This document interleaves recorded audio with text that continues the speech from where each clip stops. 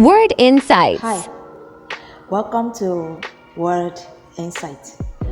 I want to thank you for your time that you're investing in all these programs. We now have 3 programs running: the inspirational quotes, the Bible reading series, and also this one that I tag Word Insights in. And during this time, we can discuss a lot of issues that are facing us. We can discuss the lessons that we can learn. Characters from the Bible, and we'll try to see if we can learn a thing or two from their acts, from their way of life, their habits. If we can imbibe it into our daily routine. Because I tell you, the Bible is the best book for us. You have a lot of lessons to learn from them. It's just an amazing book. I urge us to make it a habit of reading the Bible. You will learn a lot from it. Just clear your mind, open your heart, have a receptive mind. Just read, to read to understand. Don't just read to judge or to just read because you want to read. Read to understand it. Now, before I digress, I want us to come back to our topic. We are still on the topic God's timing because we still have 2 more characters to go. And I think we are done with David. So I would like us to move on to the story of Mordecai. Yes, Mordecai. Mordecai was an amazing person, In the book of Esther, if we read clearly, we'll see a lot of things that he did for the children of Israel. As at that time, despite the fact that they were slaves, he still made an impact in the life of Israel. And he made an impact in his own office as well. And what I really want us to focus on about Mordecai is the heroic that he performed when he came across 2 of the king's servants plotting how they were going to kill the king because he had offended them. And he did not even see it. He did not, some people in that instance, he was a slave. He was a slave and he was working in, just like a security guard. Some people would be harboring some sort of heel towards the king because they were captured and taken in as slaves, and he would not even care about his life, But because he was a man of integrity and a man of honesty, he had to relay what he had learned to Esther. He had an inside person that was very close to the king. So he told Esther about the plottings, and then Esther now told the king, as at that time, that this is what she had learned, and that it was Mordecai, one of the security guards, who hinted her about it. So the king now set up a panel to do the investigation, and they found out that what Mordecai actually told them was true. So they executed those 2 servants, and that was how the king's life was spared. But something that was unusual happened, because in those days, whenever a king's life was spared like that, and someone was the one that spared or that occasioned that scene, that scenario, they were usually rewarded. But Mordecai was not rewarded. He was not even mentioned. They just executed those ones and they forgot about the whole thing. He was not rewarded for his effort. He was not rewarded, which was unusual.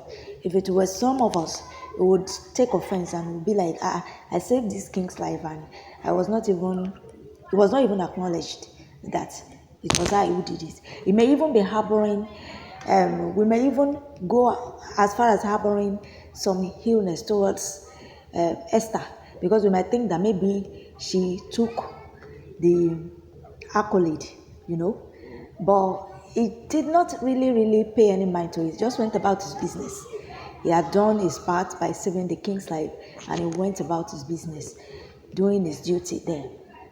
But then, when the time came that God actually wanted to reward him for his effort, God did it in style for him. And he did it in such a way that his life was also spared. Because the person that God used to glorify him was actually somebody that was plotting against him. The same day that Haman had planned to kill Mordecai was the same day that God honored Mordecai. It was just a leap of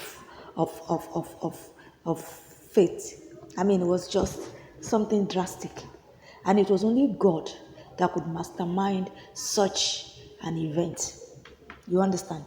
So, you see, Haman had already hatched a plan with his family that he was going to kill Mordecai because Mordecai did not honor him.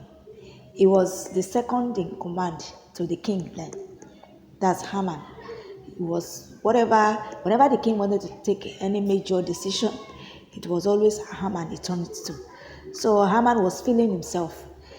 But then Mordecai did not see him as anything. Because whenever he was walking by, all the servants of the king, they were always paying him obeisance. But Haman refused because one, not out of pride, it was just the way they were raised up. He was a Jew, and Jews don't bow to any man.